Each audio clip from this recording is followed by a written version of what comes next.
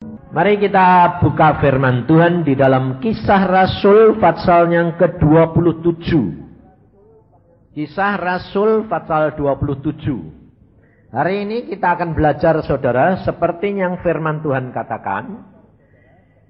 Kalau satu orang diselamatkan, maka seluruh isi keluarganya diselamatkan. Nah, saudara harus tahu bahwa caranya bagaimana adalah seperti yang tadi saudara dengar. Tidak ada kebangkitan tanpa kematian. Jadi tidak ada kemuliaan Tuhan tanpa penderitaan. Maka dari itu, saudara, yang menjadi bekal bagi kami ini harus dipegang. Sebab kalau tidak, pada masanya engkau akan jatuh. Karena di dalam dunia ini tidak ada yang enak terus, tidak ada. Kalau enak terus pasti pendek sekali waktunya. Bentar selesai. Karena apa? Karena Tuhan tuntut. Karena firman Tuhan berkata, pengadilan dimulai dari rumah Tuhan. Maka dari itu kalau saudara dan saya itu sekarang diadili di dalam dunia, itu ngucap syukur, saudara. Kenapa? Karena tidak usah nanti diadili masuk neraka. Bayarnya di sini murah. Ya toh? Paling-paling 100 tahun, betul? Loh, siapa yang mau hidup 100 tahun? Gak mau saya. Makanya hati-hati. Orang-orang tua ini hati-hati yang di sini itu. Pernah ngomong minta umur panjang, rasain lu. Sebabnya apa, saudara? Alkitab sudah ngomong sampai berapa? 70. Setelah 70, apa? Kalau kuat 80. Setelah itu isinya apa? Penderitaan. Ngapain umur panjang-panjang? Wong enak di surga. Di surga itu selama-lamanya enak luar biasa. Sedang di sana, saudara, seperti saya ini umurnya berapa sekarang? 65 loh. Nanti demikian masuk set. Jadi wajah saya nih, tidak ada yang keriput. Turun jadi 30. Jadi kan ganteng toh? Ya. Makanya itu, saudara, ngapain di sini tambah tua, tambah keriput. Di sana tidak ada, saudara. Sampai saya pada waktu, makanya saudara itu mesti ngalami sendiri. Saya tahunya gini, ada seorang suami istri, suaminya ini dipanggil Tuhan. Dipanggil Tuhan tidak boleh sama istrinya. Dipanggil Tuhan tidak boleh. Wah, akhirnya Tuhan mengambil vonis. Pulang. Lalu dia ini pergi ke persekutuan tempat saya. Saudara tahu, tidak pernah dia itu pergi persekutuan pakai pakaian yang lengkap. Kalau pergi persekutuan kan dilepas sandalnya, jadi pakai kaos santai aja, ya dah. Ini orang begitu. Tapi hari itu sampai saya itu melotot sudah. Pakai jas, pakai sepatu. Ini mau, tak pikir mau kondangan ke persekutuan dulu. Pikiranku kondangan, ternyata memang benar. Kondangan Tuhan. Karena ternyata waktu persekutuan, wah duduk dia. Saya khotbah, saudara. Hampir akhir khotbah, saudara tahu. Saya berhenti khotbah. Kenapa? Lah saya lihat ada orang gendut itu mau naik gunung. Nggak kuat di tengah-tengah gunung. Lalu setelah mau jatuh, Tuhan mengulurin tali melalui helikopter.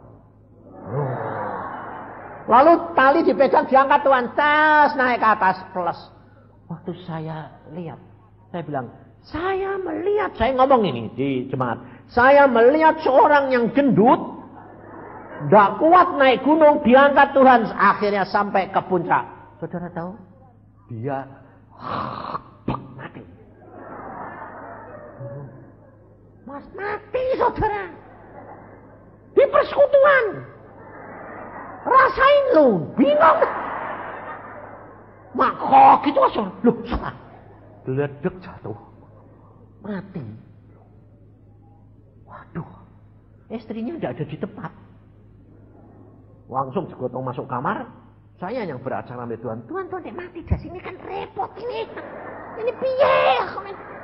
Ini istri ini tidak ada lagi aku menang. Wah, saudara saya wis gak ingat apa-apa. Niru Ilya, tak tumpangi tangan. Niru Elisa. Jadi saya tengkurap di atas dia. Mulut saya di mulut dia. Untung dia laki. Wah, kalau perempuan mateng aku. Jadi saya ngalami, saudara. Wah, saya tengkurap bilang, dalam nama Yesus, ayo bangkit. Tidak bangkit. Sekali lagi, terus aku bilang gini, Tuhan, aku cuma minta sebentar saja. Jadi hidup lagi sebentar. Kenapa? Supaya istrinya ketemu. Kalau sudah itu pulangan. Waktu saya tengkurap lagi, saya dalam, saya bilang, ditiup-tiup percuma lah. Terus saya bangkit. Cak, lihat. Bangkit. Napas, saudara. Langsung saya bilang, bawa ke rumah sakit. Belum mati dong. Nah, tadi sudah mati yo. Bawa ke rumah sakit. Gotong rumah sakit. Istrinya dipanggil. Masih ketemu. Habis itu selesai gelap pulang. Mati. Waduh. Saudara, waktu itu sudah ketemu gitu istrinya tidak bisa terima. Saudara tahu? Histeri istrinya. Waduh, 3 hari 3 malam ditungguin 2 pendeta. Dihibur tidak bisa, dia apa-apa kan tidak bisa, ditengking. Akhirnya rumahnya tingkat 3, saudara. Akhirnya mau loncat, mau mati. Waduh, mati. Nah, sebelah itu ada orang mati, saudara. Wah, kan dungjeng. Wah. Lah ini sedang trans gitu ya toh. Sedang dia histeri gitu. Kemasukan roh, saudara. Mau loncat ke jendela. Akhirnya 2 pendeta ini tidak tahan. Jam 4:30 saya dibel pagi. Pak Ishak, kami sudah tidak tahan. Aku bilang, Tuhan ini piye? Kamu datang. Nah, saya datang sama istri saya. Datang ke rumah sana. Saya bilang, itu dipegangi terus loh, saudara. Si perempuan ini dipegang 2 pendeta. 3 hari 3 malam. Bayangin. Nggak makan. Wadi pendetanya ya turut lemes teteler. Wadi. Terus aku bilang, terus piye Tuhan ini? Lah aku genti mbak istriku mbok kon megangi terus ya bodoh. Terus saya duduk, saya bilang, piye Tuhan, mau apa Tuhan? Tuhan bilang, lepasin. Saya bilang, lepasin. Lupa ya? Loncat. Aku bilang, udahlah, lepasin. Aku bilang, ada loncat, ya mati ya. Loh ya bener dah. Bosok bilang, loncat, nanti kan ditangkap Tuhan. Lo ngawur. Wong Tuhan ini tidak bilang, aku nanti tak tangkap. Enggak. Lalu dia bilang, lepasin ya, lepasin. Lah dia dicolke, dia mencolok ya mati ya. Lah dia mati sih tanggung jawab kowe. Iya, ya. Wong tuane ngomong, aku ya bilang tanggung jawab kowe. Bahkan lepasin tak kon lepasin. Saya itu orangnya nekate di situ, saudara. Jadi tidak pakai. Nah, pakai pinter, orang pinter susah. Sebab mesti dipikir-pikir saya ada. Iya wong bodoh. Ya nurut wae ta lah. Dek mati ya wis to ya ra. Lah aku sing paling-paling digantung ya aku muni ya wis to. Wis ngomong salahmu. Jadi akhirnya saya lepas. Loh, kalau dilepas gitu itu terus diam gitu. Ndak. Lari menuju jendela. Mau loncat, aku bilang, boleh Tuhan. Peras jendela bukaan, sudah dorong sama dia buka, mau loncat, mentale ora lunga balik. Kok balik? Jadi loncatnya ke sana itu kayak orang diuncal ke balik. terus bledak jatuh lemes. Saudara tahu saat yang sama yang dunjeng-dunjeng ini orang mati loh. Deng. Anaknya loncat dari tingkat 3, dia mati saat itu. Aku kan di jendela omong batasnya cuma 5 meter. Sini jendela, situ jendela. Aku bilang, dunjeng-dunjengnya berhenti. Kok mandek, tak lihat. Mati. 1. Saudara, pekerjaan iblis jahatnya luar biasa. Jadi dia mau merebut anak Tuhan, tidak bisa. Ngambil mangsanya yang lain. Mati. Pada saatnya. Sedang yang mati belum dikubur. Nyusul lagi 1. Saudara, hati-hati, sungguhan. Maka dari itu terus dia ini lemes, sudah lemes loh ya. Masih histeri. Wah, gak bisa terima. Terus aku bilang, Tuhan ini piye Tuhan? Ini piye? Ini gak ada yang saya nyelesain Tuhan. Gak bisa apa-apa saya. Tuhan bilang apa? Gak beritahukan. Aku mau ketemukan dia dengan suaminya yang baru mati. Aneh tak? Waduh, aku kaget tuh. Wah, itu apa enggak bertentangan dengan Alkitab ini? Hei Tuhan bilang, wes nurut. Ya wes nurut, ayolah. Aku bilang, diam. Kamu mau ketemu suamimu enggak? Wah, dia mau. Dia mau. Sembayang. Ayo diam. Tuhan Yesus, ayo niruin. Tuhan Yesus, aku kepingin ketemu suamiku. Ngerti? Ya. Dalam nama Tuhan Yesus, buka matamu, lihat. Langsung dia bilang, loh Jen, gue kok di sana ketemu saudara? Nah, dia dibuka rohaninya, dia lihat suaminya itu berbincang-bincang dengan Tuhan Yesus. Lalu apa? Lalu dia pertama kali saudara, aku dulunya tidak percaya kalau kamu itu kamu. Kenapa kamu kok jadi ganteng kayak begitu? Padahal umurnya 50. Umur kamu kok seperti waktu kita kawin itu ya. Umurmu 30. Wah, gantengmu. Makanya aku mengalami cewek, saudara.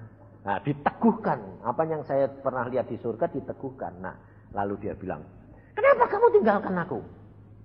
Lalu suaminya berkata begini, karena engkau tidak memperbolehkan aku jadi hamba Tuhan.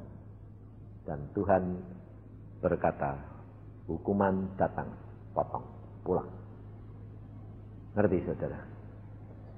Setelah itu bicara bentar, terus berhenti, tenang, bisa nerima loh. Dan bangkit, ngurusin keluarganya, dan luar biasa Tuhan. Saudara tahu? Bahwa hidup kita di dalam dunia ini, Tuhan sudah mengatakan bahwa Tuhan menetapkan langkah-langkahmu. Kalau Tuhan memanggil kamu, harus kamu katakan, oke Tuhan. Sebab siapa yang bisa memperpanjang maupun memperpendek? Tidak ada, saudara. Kakak ipar saya, saudara. Baru seminggu yang lalu dipanggil pulang. Di Surabaya, waktu saya sama istri saya di Surabaya, saya mau pulang ke Bandung, selesai pelayanan. Istri saya dikasih tahu Tuhan. Loh. Dia bilang, loh yang aku kok mimpi ketemu Koyom. Kenapa? Dia pergian. Naik brompit, di standar, terus dia pergian. Pakai baju putih sama celananya abu-abu gelap. Terus saya bilang, Koyom, berhenti, tunggu aku. Koyom bilang, enggak, berangkat. Wah, aku sembahyang. Tuhan, istriku ngimpi itu, ngimpi apa Tuhan? Kakakmu mau tak bawa pulang. Oh, aduh, langsung saya bilang. Nah terus apa dilakukan? Beritahukan anakmu yang kecil, yang diangkat anak dia. Supaya dia pergi ke Cirebon menemui ayahnya. Saya pulang, cuma 2 hari di rumah, ngurusin urusan rumah tangga, berangkat ke Jakarta hari Jumat, lupa ngasih tahu, saudara. Sabtu pagi 8:30 saya dibel istri saya. Yang Koyom pulang, mateng aku salah lagi. Enggak ngasih tahu anak saya. Jadi tidak bisa pesan-pesan saudara. Loh, Ngerti saudara? Alkitab berkata, engkau adalah sahabatku. Apa saja aku akan beritahukan kepadamu. Apa yang akan terjadi. Pulangnya bagaimana saudara? Wah, aneh lagi. Dia tidak sakit, dia tidak menderita apa-apa. Malam itu juga makan bersama dengan adik saya. Karena di rumah adik saya. Kerjanya juga di kantor adik saya. Dari rumah sampai ke kantor paling-paling cuma 10 menit. 15 menit. Dia baru keluar dari rumah. Bawa brompit saudara. Pakai helm, pakai kacamata hitam. Nah. Lalu jalan kira-kira 10 meter dari rumah. Melewati Hansip yang jaga di gedung Gracia. Lalu dia bilang, halo. Ya Pak, ayo jalan dulu ya. 10 meter kemudian dia berhenti. Nyetandar motor. Helm dimatiin motornya. Duduk saudara. Di pinggir jalan. Duduk saudara. Mati saudara. Lah, si Hansip ini kan lewat. Loh, Pak, singgih kok berhenti ada apa? Apa motornya mogok? Ya, Pak, kenapa Pak? Wes gak ngomong. Loh, kok mati? Jadi helmnya dicopot, kacamatanya dicopot, dibuat bantal, tidur. Pulang, saudara. Ngerti tidak? Enak dah. Tapi kalau waktunya sampai itu, lah saya genti, saya yang ngomong sama Tuhan, Tuhan, lu mati ya kalau dalan.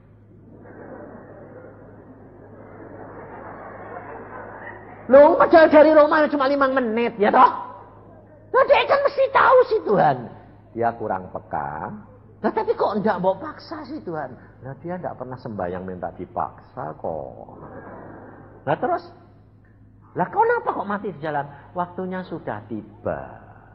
Nah, dia kenapa? Dia ini orang yang setia dalam pekerjaannya. Dia sebetulnya pasti sudah ngerti. Tapi pergi kerja, saudara tahu. Di tengah jalan, saudara. Nah, adik saya ditelepon sama Hansipnya, datang sana. Loh, kok sudah mati? Lah ini gotongnya piye?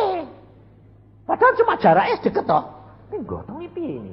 Tuhan luar biasa. Ada anak Tuhan juga yang punya mobil kijang baru gres lewat.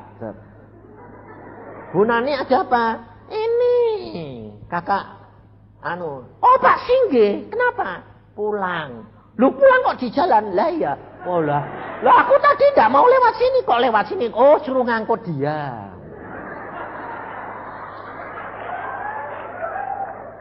Jadi diangkut pakai mobil baru bawa pulang, saudara. Luar biasa toh? Nah, ya, makanya itu hidup dengan Tuhan itu luar biasa, saudara. Nah, tidak ada kemuliaan tanpa penderitaan. Nah, mari kita buka firman Tuhan supaya saudara itu belajar dan saya.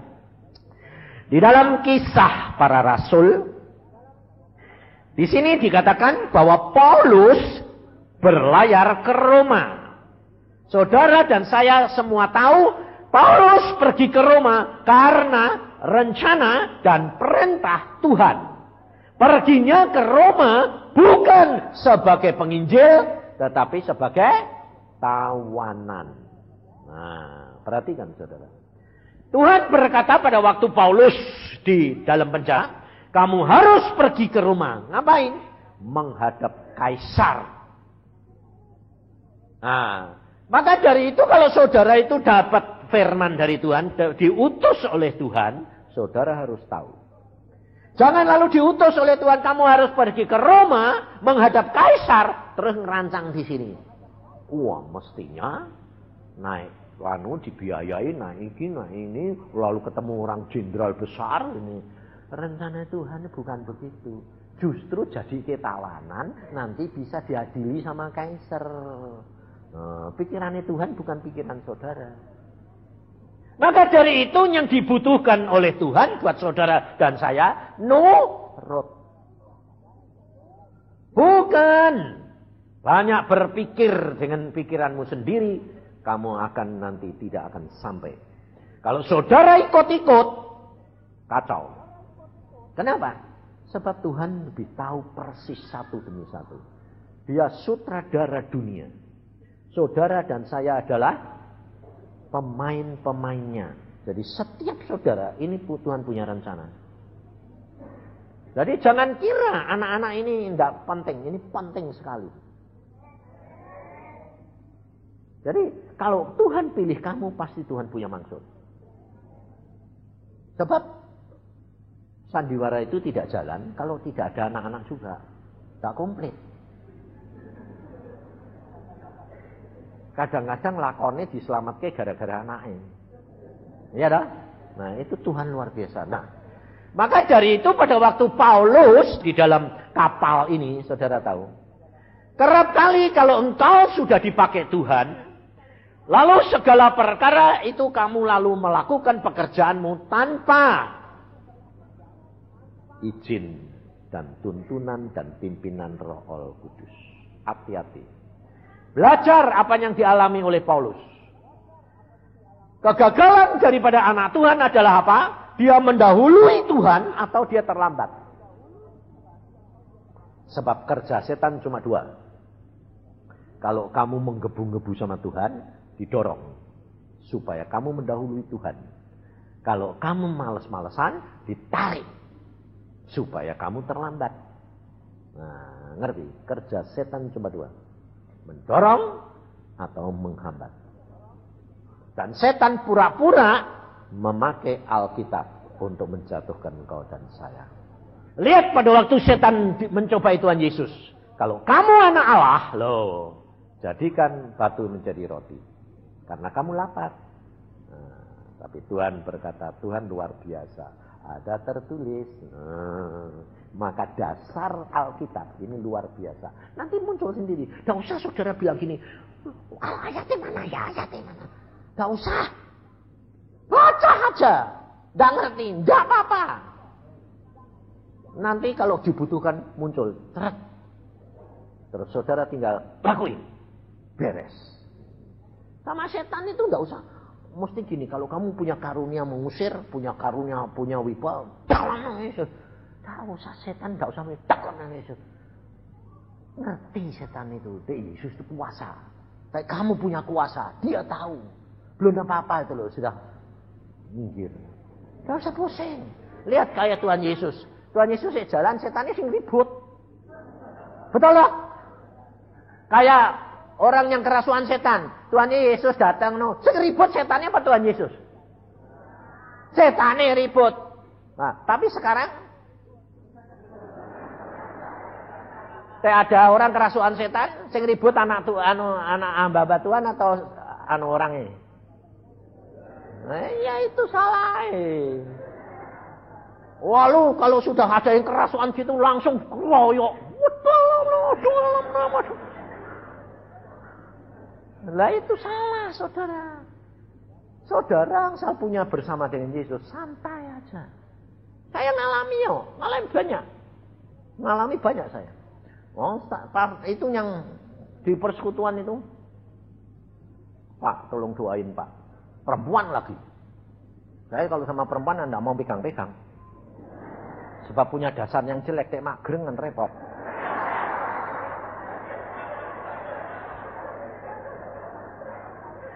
Makanya saya tidak boleh jadi pendeta. Nah, pendeta kan ngurusi jemaat. Saya tidak. Dia bilang, Pak doain dong Pak. Oke? Berdiri situ. Jadi orang kan senengnya kan kepinginnya deket-deket. Mau bilang, jangan deket-deket.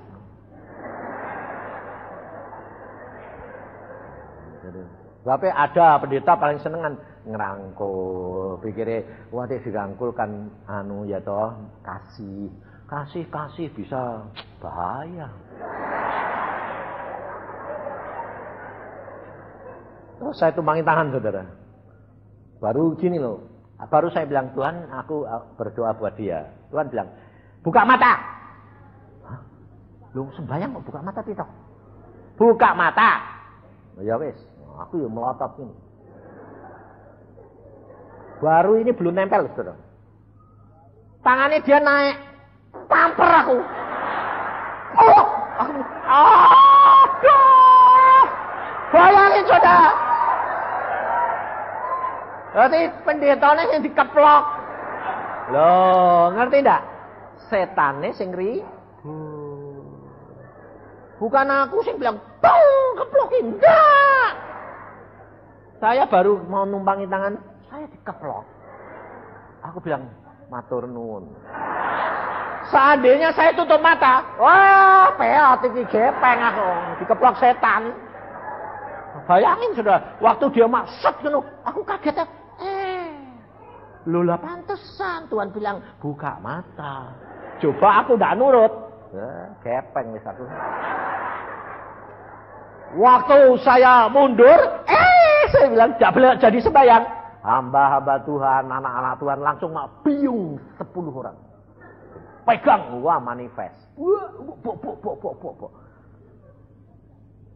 Terus dipegang sudah. Nah, sudah itu hamba-hamba Tuhan ilmunya keluar.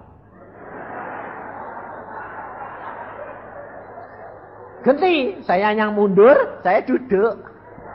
Saya santai aja duduk. Oh, sudah diurusi orang 10-an lumayan. Saudara, perempuan 1 dipegang orang 10, mental. Wah, akhirnya apa? Saudara tahu, sampai kalau kamu lihat sampai enggak sampai hati. Sampai saya bilang, saudara semua pulang. Biar yang melayani aja. Lah bayangin, perempuan kurus sudah 8 tahun enggak pernah tidur. 8 tahun enggak pernah tidur. Enggak bisa tidur. Kurus kering, ditengkurepe, didudui. Ambek 2 hamba Tuhan. Terus tangannya ditarik sana, tangannya tarik sana. Bayangin sudah, tangan ini jempol dipencet-pencet, katanya biar ilmunya metu kabeh. Supaya sadar. Yang saudara, aku coba gini loh, ini pakai ilmu apa sih Tuhan? Tuhan ini tidak ngomong apa-apa, diam. Aku ya diem aja dulu. Terus keluar dari mulutnya, saya harus mati, saya bunuh diri. Loh kok bunuh diri? Kok jadinya bunuh diri? Akhirnya saudara tahu 2 jam. Satu pulang. Capek.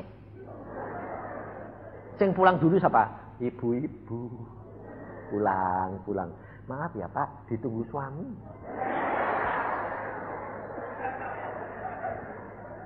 Ilmunya keluar lagi. Ilmu berdalih.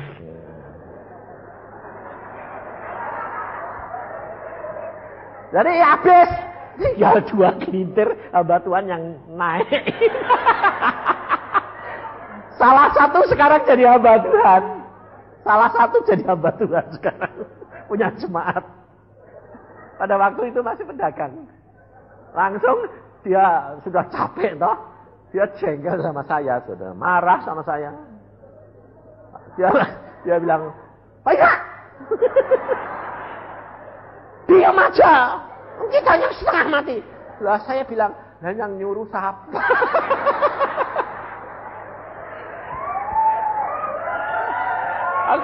Aku bilang, "Lo yang nyuruh siapa?"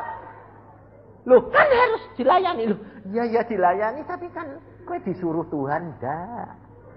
"Lah terus?" "Lah ya diemin lah piye wong orang Tuhan ini diem mau, aku ya diam mau." "Lah terus diapain?" "Lah ya sudah diemin."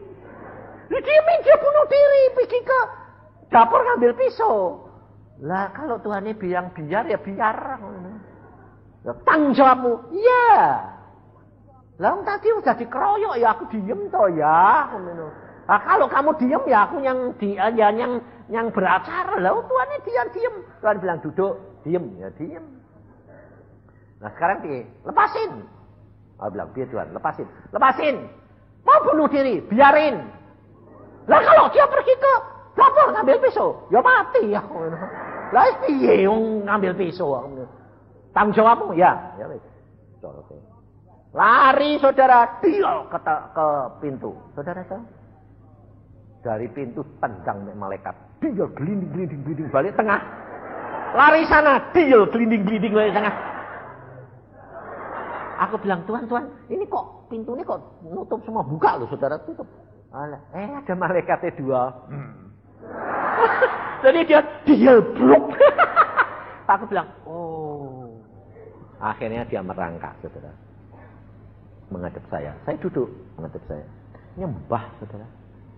Ngerti? Nyembah.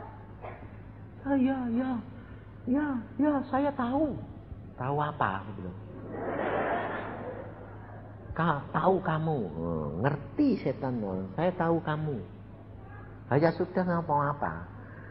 Aku mau keluar. Tapi tolong dong, kasih tahu jalan keluarnya.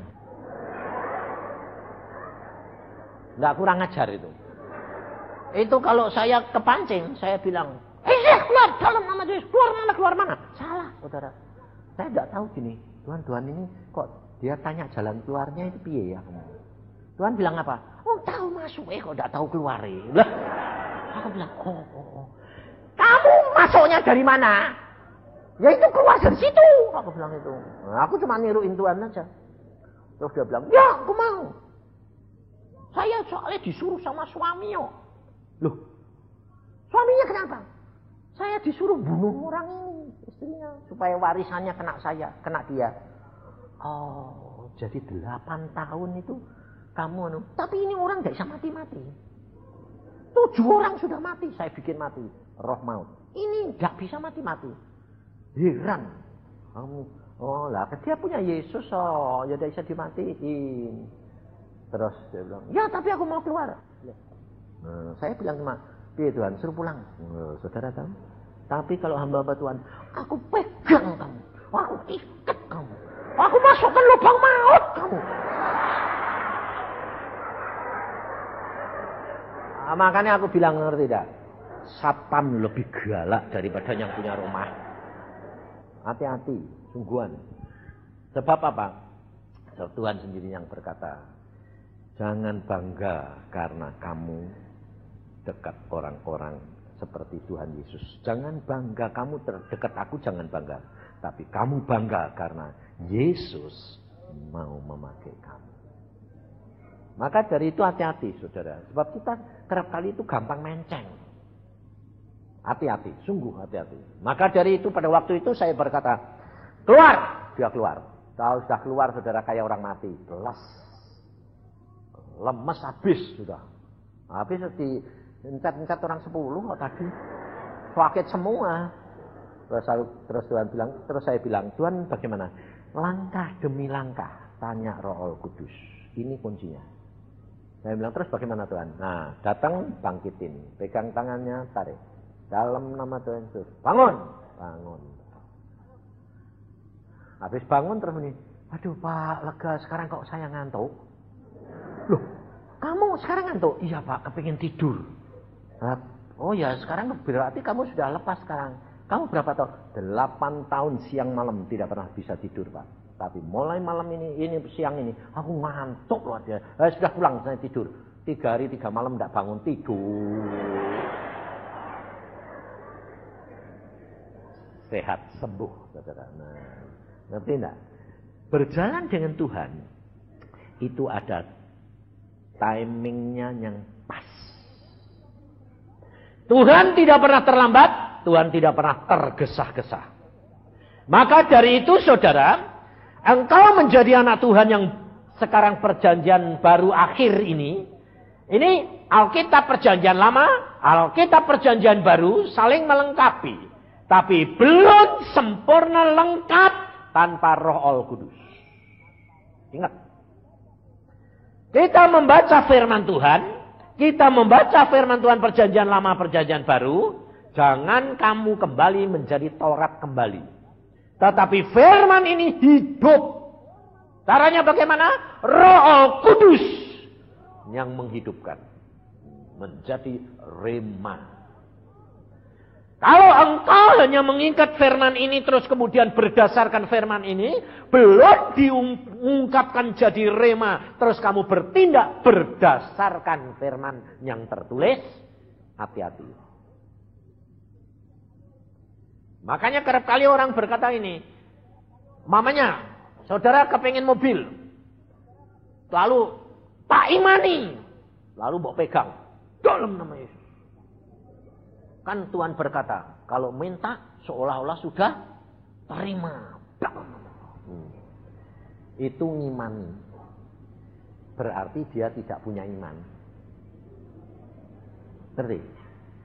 Kalau orang ngimani, itu pasti tidak punya iman. Tapi beda. Kalau dia kepengen, dia ngomong sama Tuhan. Tuhan aku kepengen. Loh. Ya tak? Nah, itu tahapnya beda. Minta. Terus merayu. Itu beda lagi. Jadi minta, merayu, menghimbau. Kalau menghimbau itu tidak ngerayu. Cuma ngomong. Loh, tapi bedanya di situ. Kalau ngerayu itu minta. Terus minta terus. Ya Tuhan ya boleh ya Tuhan, boleh ya Tuhan, Tuhan ya boleh ya Tuhan, Tuhan boleh ya Tuhan, boleh tau ya Tuhan, Tuhan. Nah, Tuhan ini pikir ini ngerusoi. Dikasih saudara. Tapi kalau menghimbau tidak usah ngerayu, ngomongnya sepisan lah cukup. Asal ketemu ya. Tapi ya Tuhan ya. Api loh Tuhan, api ya. Api. Jadi kalau kamu sudah bilang gitu, jangan mau pegangi terus. Biasanya bilang, api ya Tuhan, tapi sekali terus. Oh, rasa kalau dikasih. Kalau sudah bilang, api ya Tuhan. Oke, tinggal. Nanti Tuhan bilang, gue tak kayak. Nah. Jadi Tuhan itu maunya apa? Sudah mbok lepaske, mbok rela tidak jadi, baru Tuhan ngerti saudara. Makanya anak-anak muda ini kalau sudah jatuh cinta atau kepengen ya bilang aja Tuhan, Tuhan aku seneng dek nenek, tapi dek boleh, dek tidak boleh, ya wes buangen lah. Nah, tapi tidak usah pura-pura, kan harus gitu. Tuhan ini tahu hatimu. Jadi mesti tulus dan apa adanya. Saya gitu saudara. Jadi kalau minta-minta dari Tuhan sekarang tidak pernah minta, menghimbau sajalah. Loh, sebab apa? Saya cuma waktu semi itu butuh duit, anak saya itu 280 juta untuk membayar tanah. Saudara tahu apa yang saya lakukan? Saya tidak apa-apa tuh, cuma ngomong gini. Tuhan, aku ini kaya. Ya, wong anakku kok Tuhan pakai. Tapi aku ini hambamu, sing kaya itu engkau.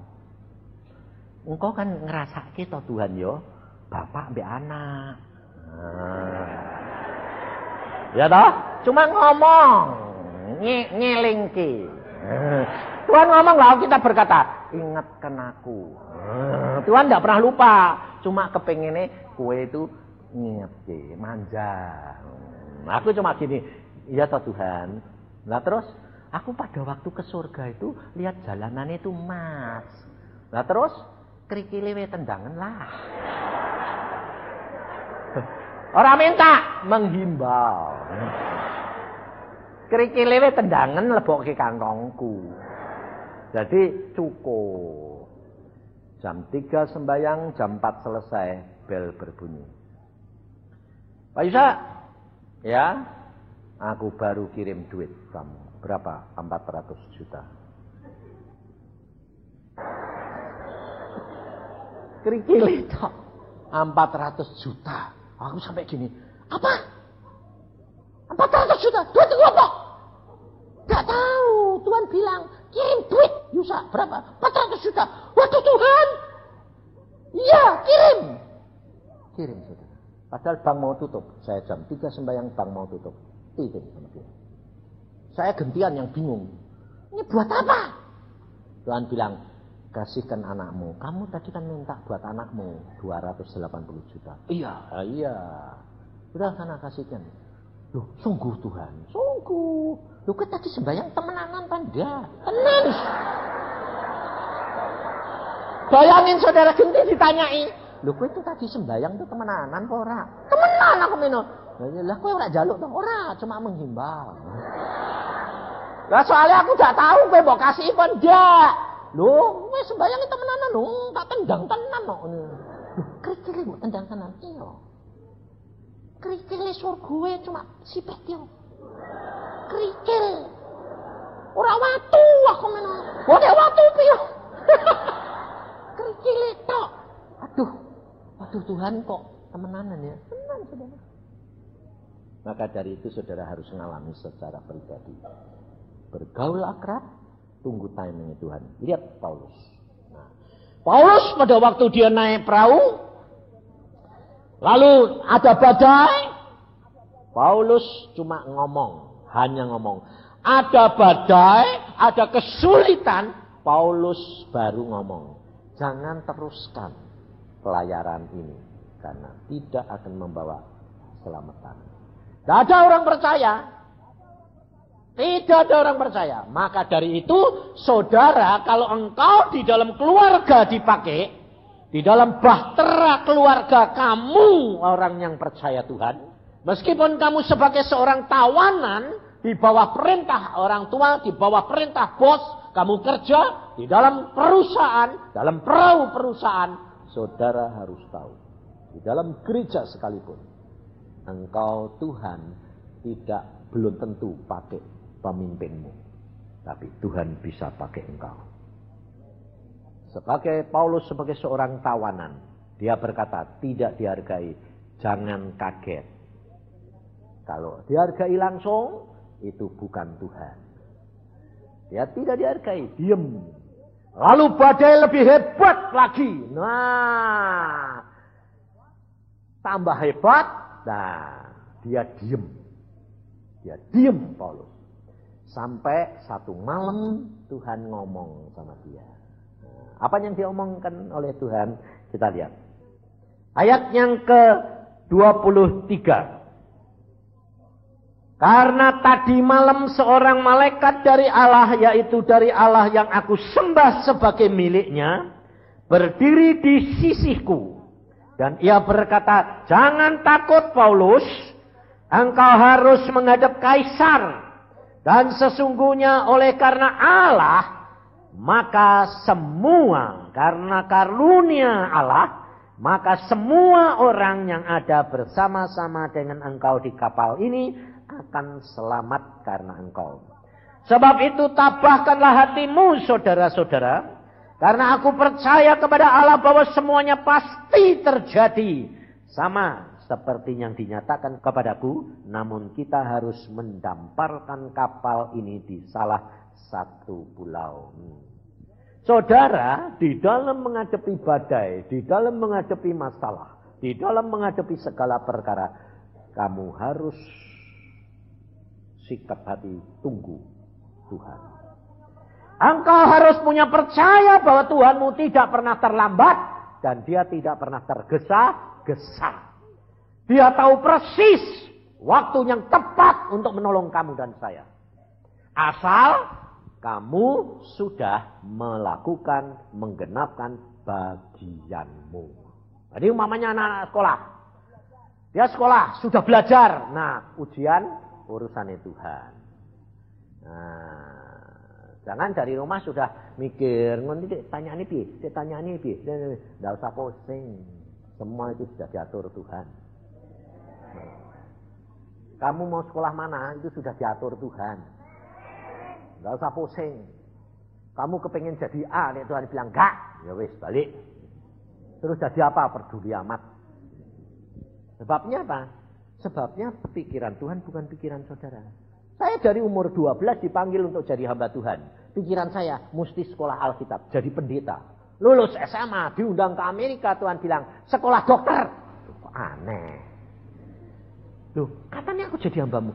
Mbok kira jadi hambaku itu mesti penginjil, mesti pendeta. Enggak. Kowe jadi dokter pun jadi hamba Tuhan.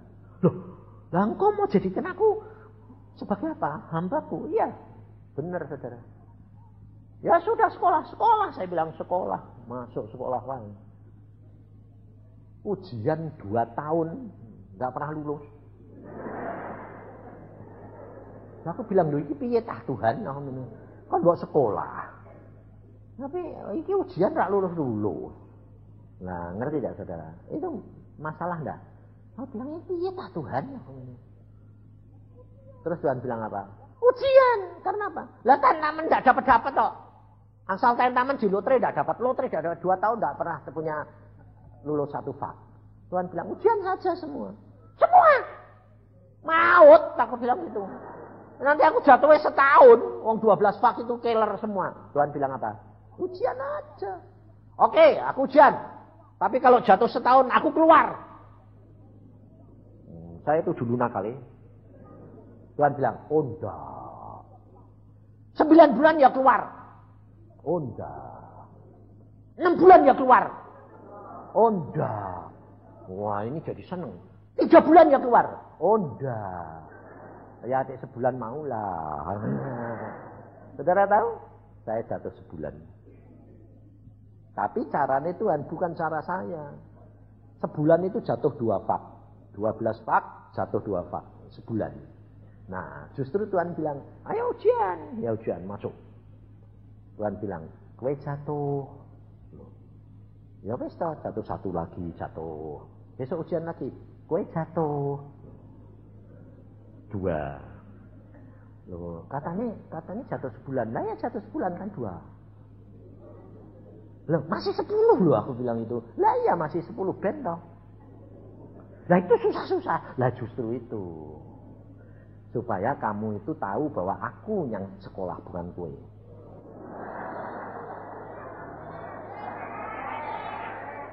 Penak toh? Penak ya belajar.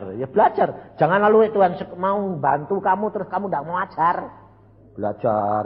Sudah belajar selesai, ganti sembahyang. Tuhan, wis tak ajar selesai. Tapi sesoke sing metu apa sih Tuhan? Oh, halaman segini sama halaman segini. Oh, jadi tak perhatiin lagi. Lah, ini halaman enggak pernah tuh keluar. 15 tahun enggak pernah ditanya. Kok lucu sih Tuhan? Enggak mungkin dosen. Wong ini terlalu gampang. Lah ya enggak apa-apa toh, malah penak toh gampang. Wis kowe ajari itu tak ajar tenan. Besok saudara ngadep. Langsung dosen ini berkata begini. Hari ini saya khusus. Khusus apa?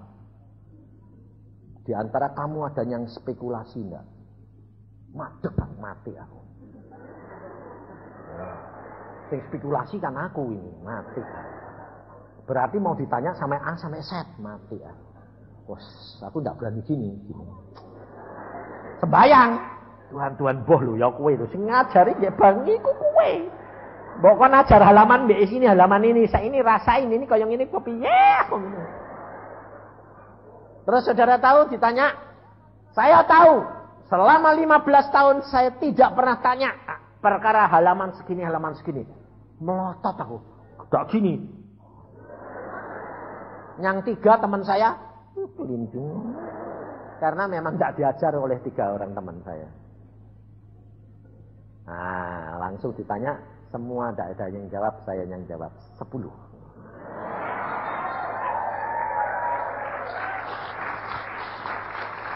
Lalu apa terjadi saudara? Dosen yang ngomong, yang tidak spekulasi cuma 1 orang. Saya tidak bilang iya. Yang spekulasi justru saya. Tapi di hadapan dia enggak. Sebab bisa dibocorin Tuhan. Ngerti Tuhan, saudara?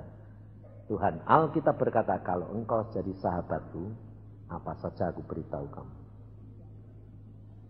Tidak ada rahasia di hadapan Tuhan. Maka dari itu, sampai perkara itu, tidak mungkin. Siapa bilang, aku sampai sekolah, sampai lulus dokter pun diajari Tuhan. Semua, sampai akhirnya sampai anak saya Iin bilang ini, yang sekolah Tuhan Pak, persis kayak kamu. Dapat turunan lumayan. Anaknya ngalami, bapaknya ngalami, anaknya ngalami ya dah. Nah, lulus. Maka dari itu Paulus bilang, tunggu waktu Tuhan. Paulus berkata, tadi malam malaikat Tuhan datang. Dia mengatakan, kamu semua akan selamat, tapi kapal ini akan hancur. Jadi, karena apa? Karena komandan tentara kapal itu akhirnya berkata apa? Turuti perintah daripada Paulus. Anak buah kapal mau menurunkan sekoci sekalipun, Paulus berkata, jangan, biarkan mereka lolos. Karena apa? Karena Tuhan sudah menyatakan bahwa seluruh kapal orang selamat. Kalau ada yang meninggalkan, membawa bencana. Demikian juga di dalam kehidupan kekristenan, saudara.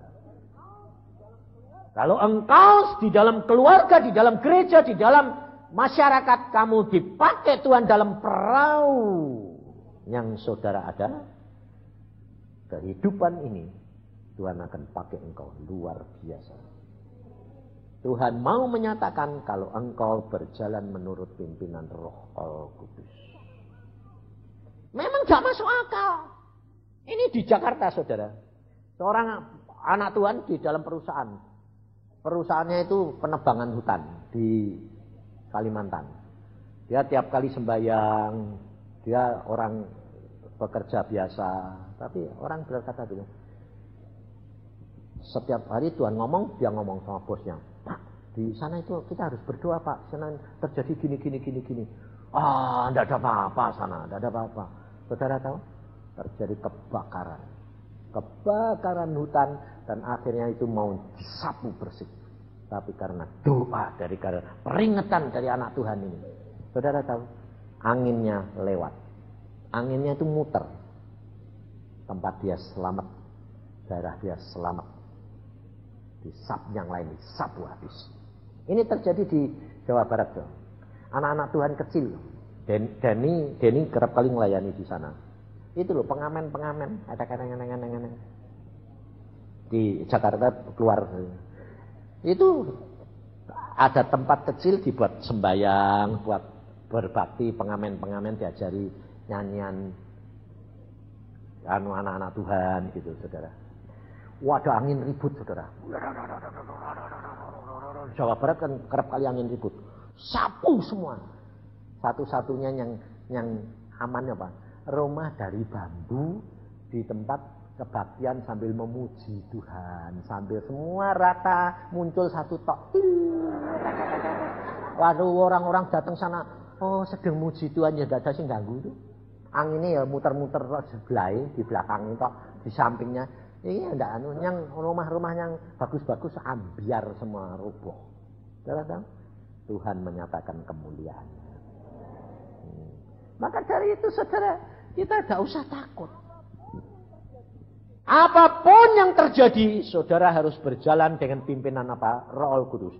Jangan mengangkat ayat ini kamu pakai, lalu kamu pakai senjata alat untuk kamu berdasarkan itu untuk apa?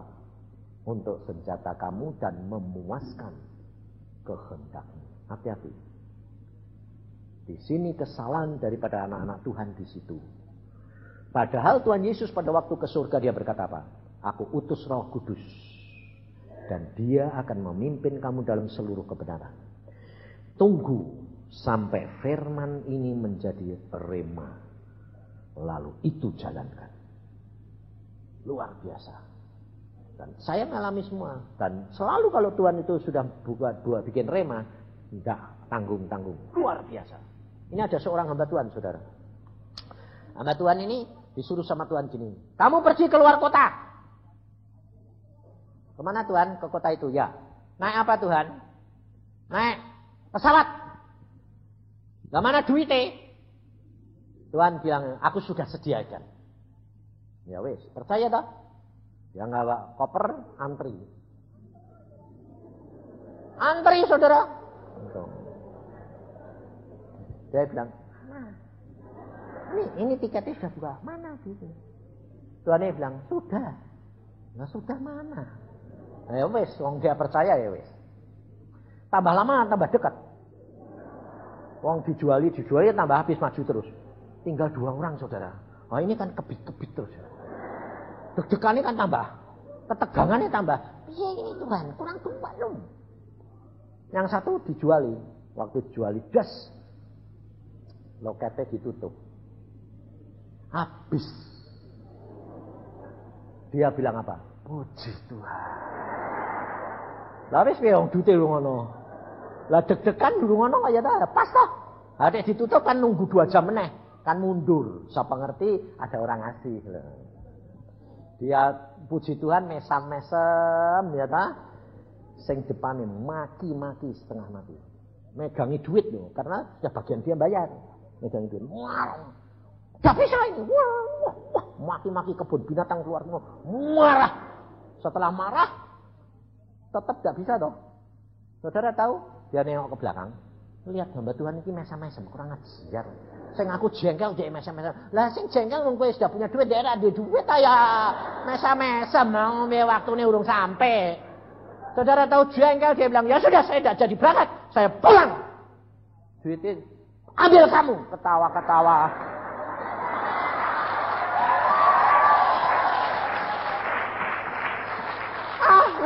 Dia tambah ketawa dia. Loh pak. Dia bilang, loh pak. Ayo ambil kamu. Dia bilang, terima kasih Pak, puji Tuhan. Oh maksudmu tuh gini Tuhan. Engkau sudah nyediakan itu orang di depan saya ini Tuhan. Iya. Lah ya kok udah ngomong dari tadi toh ya.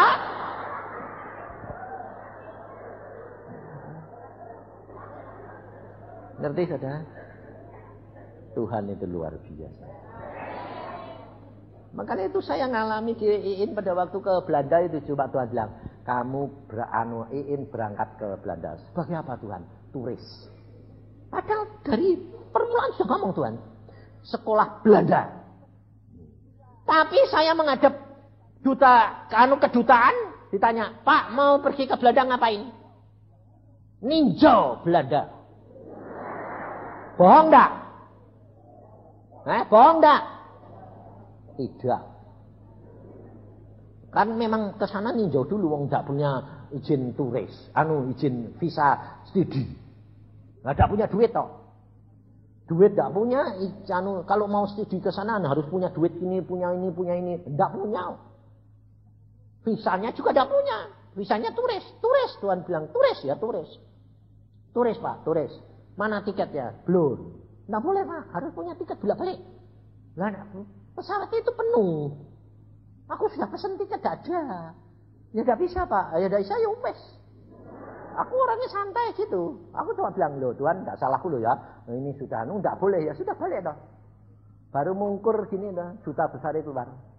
Hei Pak Yusa. Hehehe. Gak kenal dah. Hehehe. Mau apa? Minta visa gak boleh kok. Turis kok. Kenapa? Gak punya tiket. Penuh.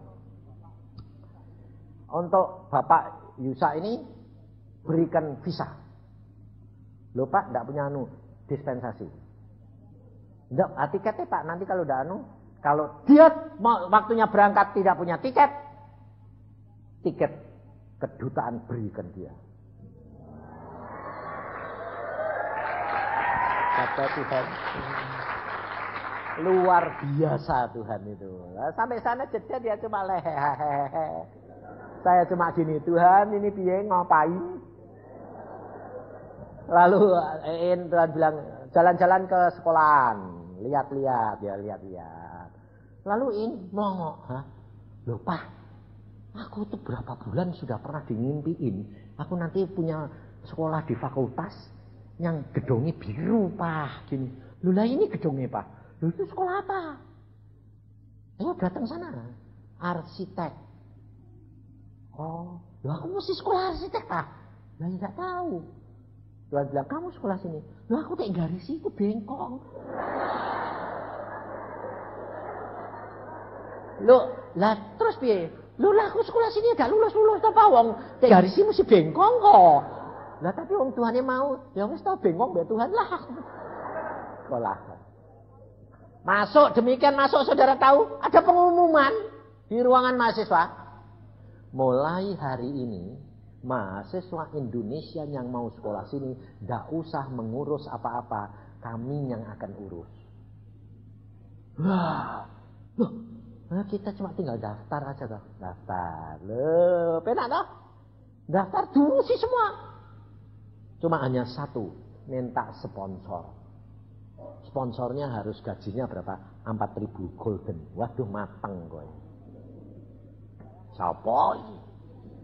Saya mau pulang Selasa, Minggu Tuhan bilang gini. Visa belum keluar loh. Visa student belum keluar. Tuhan bilang ini. Kamu pergi ke kota A, kota apa lupa saya Belanda, enggak ngerti ya. Kamu kebaktian di sana. Aku bilang gini, kuhanung kebaktiannya bahasa Belanda. Sudah pergi ya wis melu. Loh Om, situ jauh loh Om 2 jam. Ya, terus bahasa. Aku bahasa Belanda enggak ngerti saudara. Ya, bae bahasa Belanda lah ya. Ya apa iki? Aneh-aneh we. Lah, saya itu perut saya tuh kerucuk. Lah kerucuk kan mau keluar enggak keluar sana, mau glegeken. Ngerti enggak? Tahu dah? Mau glegeken. Di Belanda itu kalau orang glegeken itu enggak sopan. Itu lebih sopan kentut. Lah, saya itu di belakang enggak berani di depan wong enggak bisa Belanda. Lah glegeken tak tahan enggak bisa saudara. Glegek. Batu mata kah? Semua orang nengok. Ayo bayangin, dipermalukan enggak? Dipermalukan lah. Tapi saudara tahu, kutuk jadi berkat. Ternyata menengok semua, teman saya yang dokter gigi sudah puluhan tahun di Belanda, dia ke kebaktian itu, dia nengok sing glegeken itu siapa? Lihat saya. Nota deh. No, Yusa. Selesai kebaktian dia bilang, wah saya dirangkul-rangkul. Kamu kok datang ngapain? Nah, mau nyekolah ke anak. Kamu mesti butuh sponsor ya? Iya, aku sponsornya.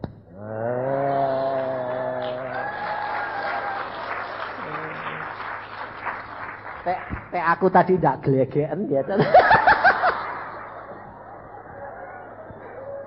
Saudara tahu? Saudara itu tidak ngalami hal-hal yang aneh-aneh gitu. Itu tidak, Tuhan itu suka gurau. Loh, Isa begitu langsung bilang, aku yang jadi sponsor. Loh, kamu? Iya, gajiku lebih dari 4.000. Sudah 6.000-an. Oh ya, terus bagaimana? Aku nanti pulang, saya menghadap polisi, saya minta surat, saya mau menjadi sponsor Anda, dicap polisi, saya kirim kamu datang ke polisi. Wah, senang saudara. Saya bawa surat saudara. Wah, maju ini. Dari Belanda, ngambil anak perempuan satu, suruh menerjemahin. Saya bilang, mau minta visa student. Mana sponsor? Saudara, nih. Oh, enggak boleh. Enggak bisa. Karena surat ini dari kota lain. Harus polisi sini. Mateng kowe. Nah ini piye ya ini? Ya wis balik. Aku bilang balik. Tuhan enggak boleh. Tuhan bilang, balik lagi. Balik. Ngapain? Enggak tahu. Tuhan, ayo balik. Balik lagi, madep lagi. Polisinya datang lagi. Ada apa? Aku bilang, ada apa? Tuhan bilang, tanyain dia. Aku tanyain dia. Tanya apa, Pak? Tanya apa, Tuhan? Kamu polisi enggak? Tanyain. Kamu polisi enggak? Dia bilang, saya terjemahin bilang gini, Om, mau ngerti polisi kok tanyai polisi piye tahun? Anaknya sekarang di Jakarta. Saudara tahu? Anaknya sekarang di Jakarta. Dia bilang, Om ini kok lucu. Om kayak polisi kok. Om tanya, gue polisi enggak? Loh, lah wong Tuhan ini ngomong gitu. Lah, aku yang meni. Wis tak tanya itu. Terus saya bilang, gue polisi enggak? Nah. Dia bilang, ya aku polisi. Lihat ya, polisi. Jengkel dia. Aku ya bilang, marah loh Tuhan. Dia mau polisi, buat takoni polisi. Ya Allah. Terus Tuhan itu ngomong gini, surat itu ambil. Ya. Tanyain apa Om? Yang ngecap ini siapa? Kan polisi. Yang ngecap ini siapa? Terus dia bilang, terus dia megang kepalanya. Oh iya, aku bodoh. Aku bilang, kenapa? Lah aku itu polisi, itu yang ngecap polisi. Masa aku tidak percaya bahwa aku dewek kalau itu polisi? Saudara ngerti? Tuhan itu kan aneh-aneh saya. Oh ya. Terus diambil, dicap paspornya. Identik. Udah, pulang.